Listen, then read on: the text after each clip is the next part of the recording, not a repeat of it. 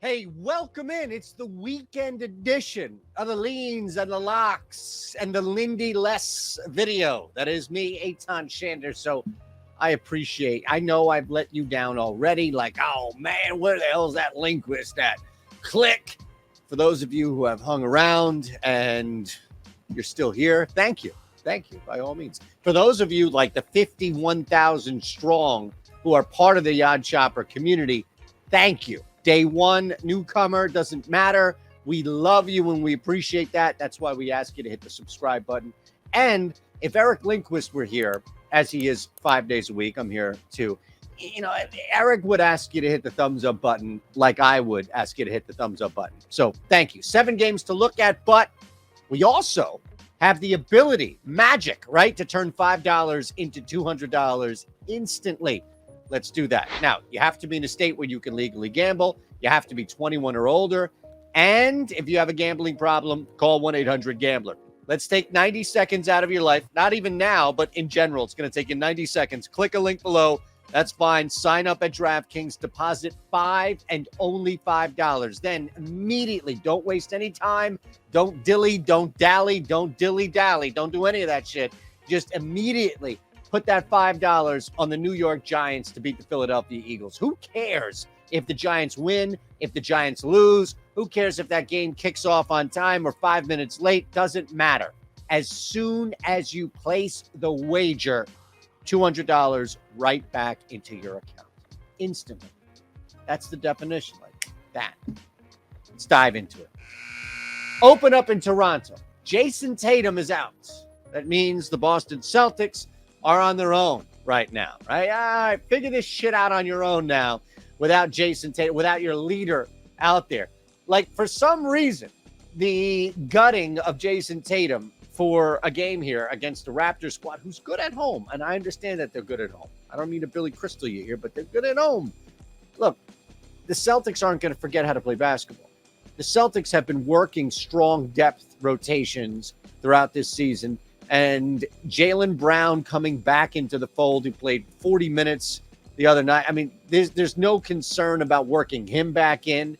So you may not be the best team in the NBA without Jason Tatum, but with a healthy Jaylen Brown, who clearly looks like that, and a chance here to continue to push this stretch that you've been on, and really you're going to see this a lot, and this is going to be a theme with a couple of other games tonight, where backups or guys that are deeper in the rotation are getting a shot.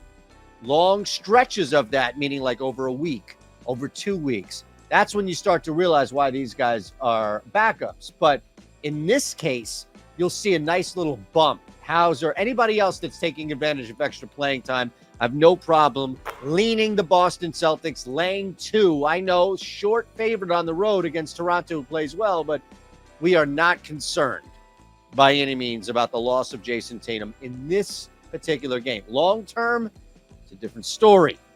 Let's move on. Wizards are back in action. They take on an Orlando team that, as we know, coming on the second leg of a back-to-back. First leg, mind you, last night, of course, against the Pelicans. That one was in Florida.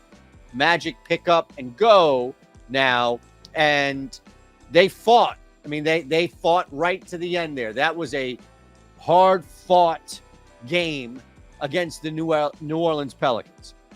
Now you're on the road against the Wizards, and Washington is kind of just trying to figure who they are now with a healthy Beal back, and trying to see if they can put together some sort of mini run to get a shot, comfortable shot maybe in the play-in scenario or back end of the East in the playoffs.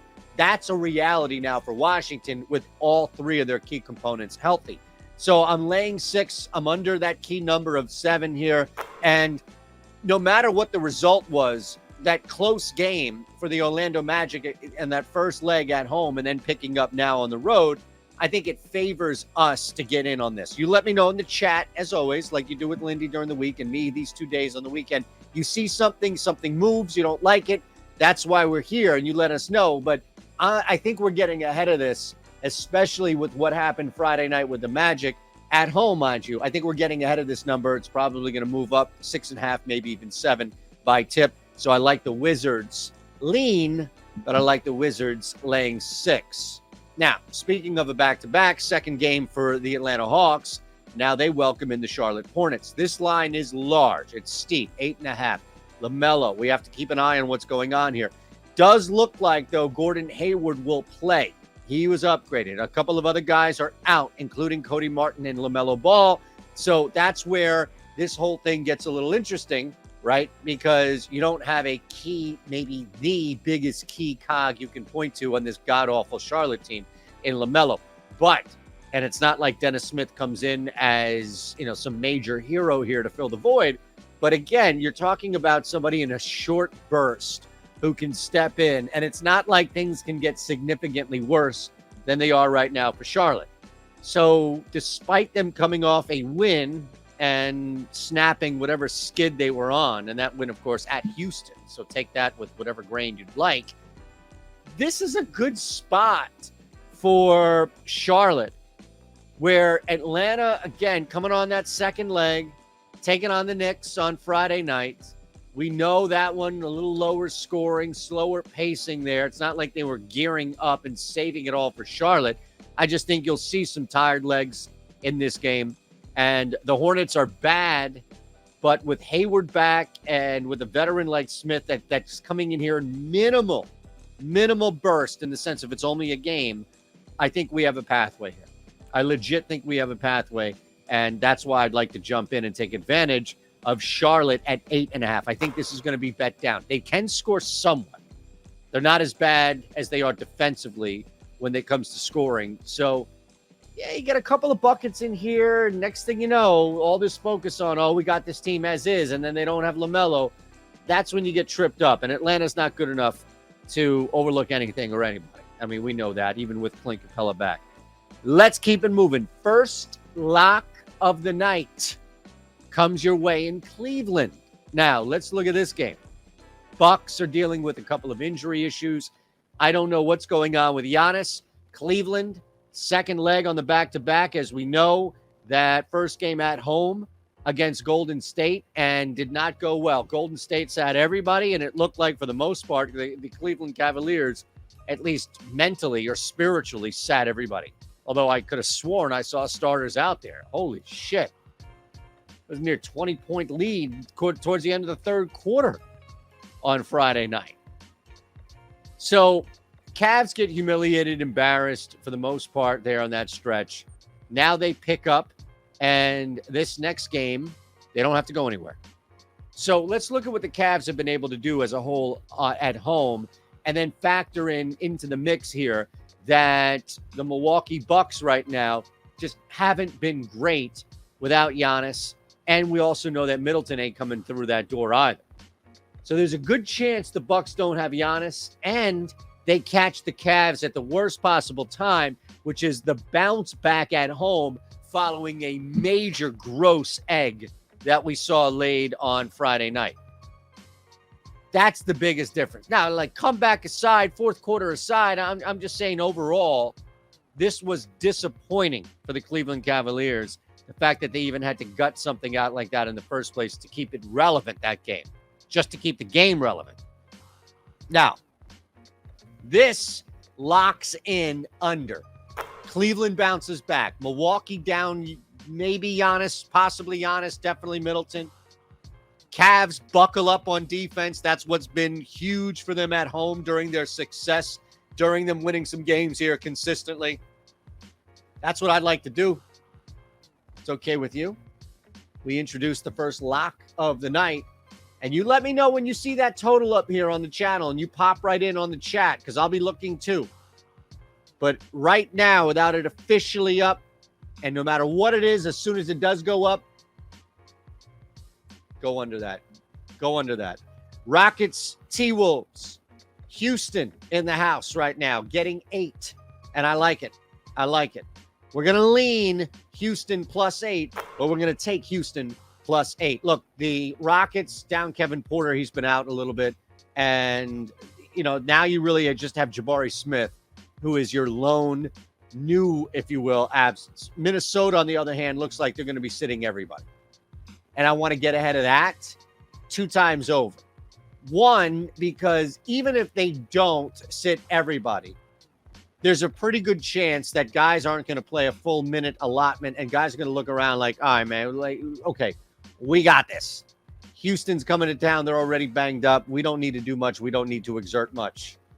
That's when you get caught. And Minnesota is in the middle kind of the thick of it, but they're not really like out of any type of danger when it comes to that Western Conference.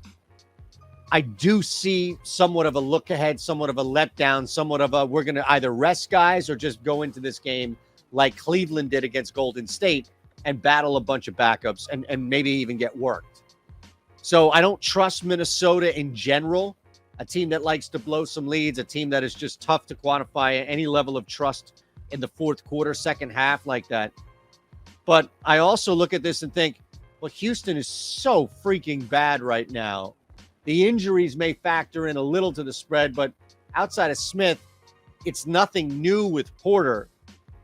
Yeah, they've lost 12 straight. I don't need them to win and snap a streak. I just need them to cover 8.5, which I think they can. I really do think they can. You know, they are able to go on some stretches where they can score. And if you get that, Minnesota is going to open the door. And if they don't have a bunch of key cogs out there starting and playing, now their scoring is in jeopardy.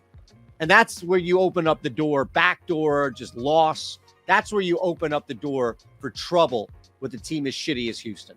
So we can't lock it, but we'll lean +8. All right, over on the Suns. That's the next play, and that's what we're going to do. We're going to lean over here on the Suns. Now, Suns-Pacers. Let's look at this a little more in depth, right? Indiana, we know without Halliburton, is a different animal. They are a different team. They struggle. They struggle to score. They struggle to move the ball. They happen to struggle in areas that Tyrese Halliburton's pretty damn good. And you've seen rotation issues now. Buddy Hield, if he's off, like, forget it, the game's over. This one here, especially with Phoenix now sitting a bunch of guys as we continue to expect with the Suns, this is the perfect example of guys stepping in and really taking advantage of small bursts of minutes, backups. This is where it shines. And this is where you start having guys on these analysis shows breaking down, well, he should be playing because look what he's doing in a per 36 or some other ridiculous stat that doesn't hold. You know, I would look at that more so than anything else in this game, which is you're going to have so many pockets of backup activity that you're going to see spurts on offense. And it's going to take a toll defensively. And Phoenix, this is where it catches up to them defensively, is you just start losing too many bodies. We know that they're having trouble here as far as closing things out, just really getting to that point to close things out without Booker. This is a good matchup, though, against a Pacers team that is absolutely lost right now until Halliburton returns. Two teams that are missing major components right now, that are shuffling, that are desperate, that are moving all crazy and volatile. I want a piece of this. And that usually transfers into chaos, and chaos means scoring in this case. And I'm behind it. And we're going to lean the over. Again, you let me know what you see here. You let me know when this pops. But we're going to lean over with this game specifically. And I don't think it's not going to open at 240 or anything like that. So I don't think it's going to open up as anything outlandish. I think we're actually going to get something in the mid to high 20s. And that's fine for me. Last play, we go to Sacktown, Sacramento, where the Sacramento Kings, who have won a bunch of games and don't have anybody at all on the injury reports, are now third in the Western Conference, are getting 3.5 at home.